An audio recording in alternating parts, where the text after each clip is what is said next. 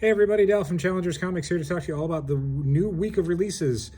December 18th, 2024, one of the last large weeks of releases for the rest of the year. And oh my gosh, it's so huge, you guys. I'm probably not going to go through every single book that came out this week because it's so much. It's a ton of stuff.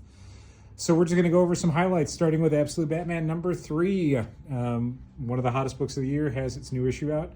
Got the regular cover, the Becky Cloonan variant, and the 1 in 25 and 1 in 50 variants. Alligator Loki, this is collecting, I believe, some digital strips from Marvel, just in time for the holidays. Batman and Robin Year 1, number 3, one of my favorite books right now. Chris Samnee, Mark Waid, killing it. The first of the Bendis variants for this week. This is Captain America number 16.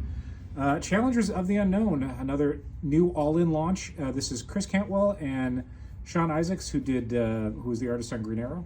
Chris Cantwell, who's currently also doing the Plastic Man Black Label book. I thought this was really fun. The Challengers of the Unknown are a tough team to do anything with when you have a world full of superheroes because they don't have any superpowers. So this is really delving into the kind of weird PTSD and Survivor's Guilt and crazy cosmic horror that you can do with the Challengers of the Unknown.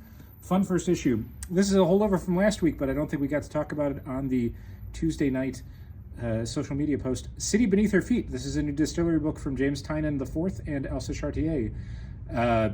If you like distillery stuff, you're going to like this. It's gorgeous, it's oversized, it's $9, and it's got a bunch of variant covers. Moving up to the next shelf. Let's see, what else we got to call out? Oh, not another Bendis cover. This is Fantastic Four number 27, Doctor Doom. Freddy the Fix is a one-shot by Garth Ennis and Mike Perkins. This is part of a new Ninth Circle imprinted image, which is a bunch of horror writers doing fun horror stuff. Stephen King, I don't know if you know him. He's the dad of Joe Hill. I don't know what else he's done. He read this and thought it was really good. Crazy good, even. New issue of G.I. Joe's out. We got the second issue of the Fantastic Godzilla's Monsterpiece Theater with both the A-B cover and a Patrick Horvath 1 in 10 variant and a cool Jim Mahfood 1 in 25 variant. Green Lantern Green Arrow World's Finest Special. Jeremy Adams is writing 2 different short stories in the Batman Superman World's Finest vein. This is earlier stories for characters like Green Lantern and Green Arrow, and a second story featuring Green Lantern and the Barry Allen Flash. Good stuff. I think we pulled it for people who got Green Lantern. If you want just a good classic set of short stories set in the DC universe, pick this one up. Helverine number 1. This is an ongoing series following the recently concluded miniseries. I believe it is by the same creative team. It's at least written by Ben Percy, who co-created the character. We've got the regular cover, and then we've also got the weirdo Dave Johnson variant. We also have a 1 in 25 variant down here featuring, I think, one of the characters that shows up in the book. In Bloom, I think, is another book that we got in late on Wednesday, so probably wasn't in the video. This is a new miniseries at Boom. Creepy fungus stuff from Michael Conrad and John Pearson. Lilith. Not only do we have the second printing of the first issue that came out a few months back, we now have the second issue in regular cover. We've got a Luana Vecchio variant. We've got 2 different black bagged variants that we can't show you here, but you can pick them up and find out how dirty they are for yourself. Mother Effin' Monsters. This is another one-shot from the Horizon experiment. New Gods, our pick of the week. It is a really excellent reimagining / continuation of the New Gods by Ram V and Evan Cagle, who did the really excellent Dawn Runner. This is the Evan Cagle cover, so you can see what kind of the artwork you're going to be getting inside, which is gorgeous. It's a really good melding of kind of a classic DC Universe version of the New Gods, plus what Tom King was doing in books like Mr. Miracle. Highly recommended, really good. It's a 12-issue series, and it is great. New issue of Power Fantasy's out. I haven't had a chance to read it yet. I'm hoping to do it tonight. As soon as this video is over, maybe it looks good. New issue of Psylocke, new issue of Question. We got the final replica edition of Secret Wars, issue 12. New Gunslinger Spawn, I guess one-shot spinoff? I don't know anymore. There's a million Spawn books. Here's 2 more that came out this week. The 5th and final of the rotating creative team Teenage Mutant Ninja Turtles issues. This is Jason Aaron teaming with Derek Robertson to do a more New York City-centric issue. I believe issue 6, which is the next one, is the start of the new ongoing artist Juan Ferreira. TVA number 1. The one thing everyone tells me when they come into Challengers is, boy, I wish the Marvel comics looked more like the Marvel Studios projects. Well, good news. Marvel has listened to you. Here's a TVA comic that is like 90% the Loki show you watch, I think written by somebody who worked on the Loki show.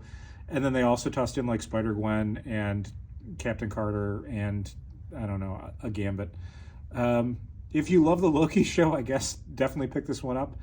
That is 100% who the audience is on this. Ultimate Spider-Man number 12 wraps up its first year of Ultimate Spider-Man. It is a Christmas party for the Parker family with a killer last page. Warm Fusion, I think, is another book that came in late on Wednesday that we didn't get a chance to talk about. It's a new distillery book. The writer, Scott Hoffman, I believe, is a participant in the Scissor Sisters. I don't know more than that. Pick this one up and let me know what you think. And finally, for comic books, Wonder Woman number 16. I love this issue. Bruno Redondo is the guest artist. It is a continuation of the ongoing story with the Sovereign, featuring Detective Chimp, who Tom King, in his brilliance, has decided is now the DC Universe Columbo. It's great. Billion books came in. We got basically 3 months worth of stuff from Abrams and Yen Press. So I'm just going to show you all of the different books that we got in this week. So you can kind of get a feel for how many individual books came out. Boy, it's a whole lot. They just keep going and going and going. The big book, graphic novel-wise for us for the week, in content is Pine and Merrimack. This is a collection of the really excellent, more serious Kyle Starks, Frank Allen crime mystery book. If you're used to Kyle Starks and things like Karate Prom, this is not really that. It is the Kyle Starks that is a talented mystery writer. This was great, collects the entire 5-issue series, and I believe they are hopefully planning on doing more. So pick up this book so you can be all caught up when they do a sequel. The largest book for the week, physically, is the Fantastic Four Full Circle Expanded Edition. This thing is, I think, $60. It is massive. It is incredibly heavy. I'm going to flip it around real quick, if I can do that, to show you that it is a massively expanded version of the Alex Ross original graphic novel from a couple years back. 288 pages of additional material. Bonkers. $65. Probably a great Christmas gift for the person in your life who likes lifting very heavy hardcovers. Anyway, that is it for the week. We kept it under 8 minutes. Oh my God, it's so much stuff. Please come in.